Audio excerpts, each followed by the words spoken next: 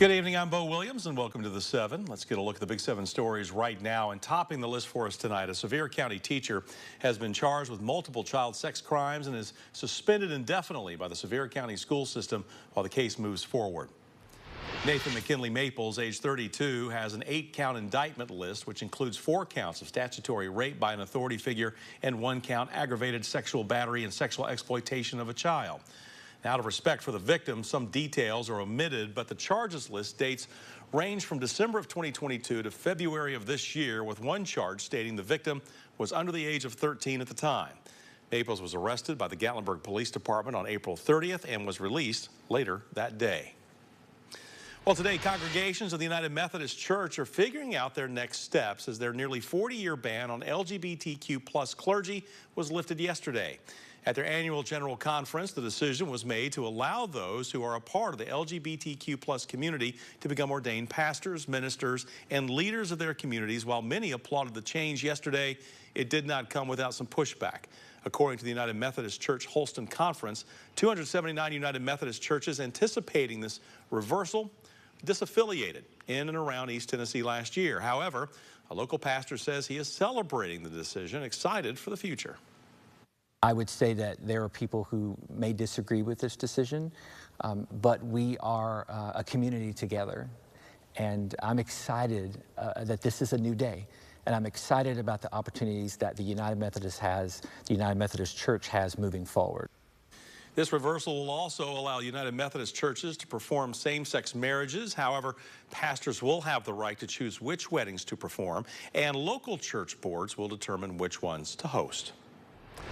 A Maryville man is being charged with aggravated assault after stabbing someone in the back and then leaving the scene. Officers arrived to find the victim, Riley Stroud, lying in the front yard of a home with a knife in his lower back on April 28th.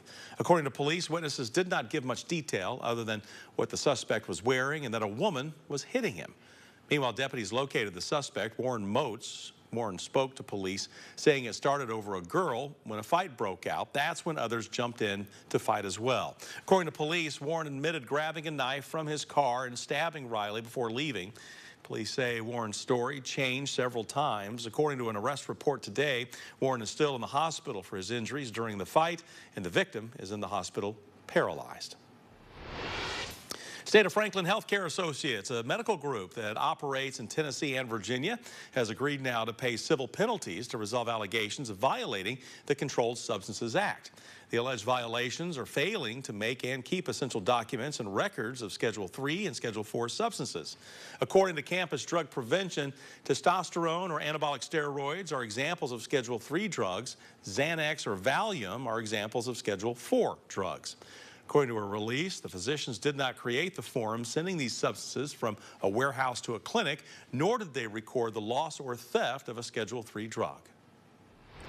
Well, May is Mental Health Awareness Month, and the Mental Health Association of East Tennessee says it receives roughly 300 calls a year to their call center with people looking for help.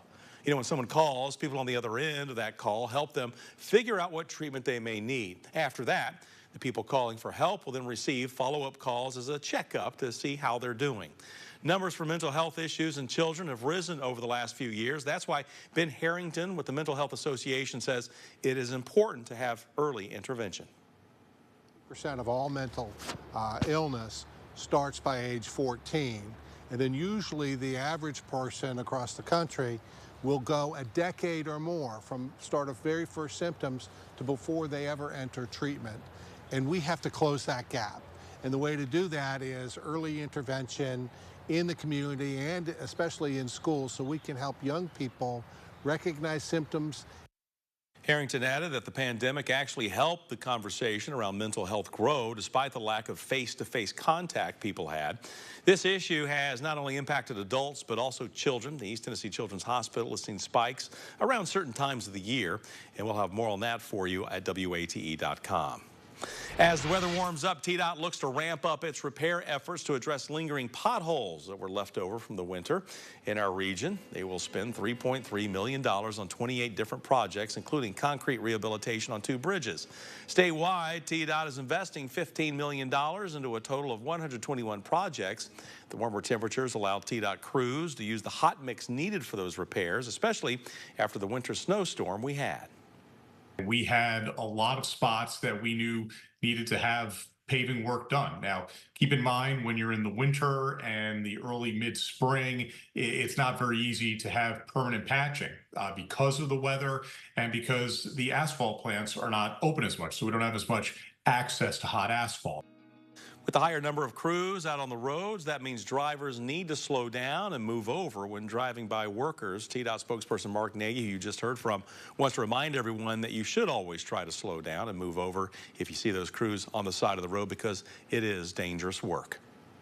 TVA is awarding schools with more than $3 million to continue their efforts of energy efficiency.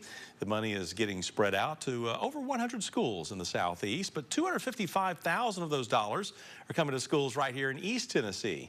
We sat in on the TVA's announcement about their Uplift school program. Take a listen. These schools have already implemented several low or no cost improvements and have promoted behavioral change that improve energy efficiency. EESI congratulates all schools for completing the School Uplift program and applauds your hard work. School Uplift grants range from $10,000 to $400,000. Most Tennessee schools selected received $10,000, but two schools, Clark Range High School and the Chattanooga School of Arts and Sciences, were both awarded $400,000.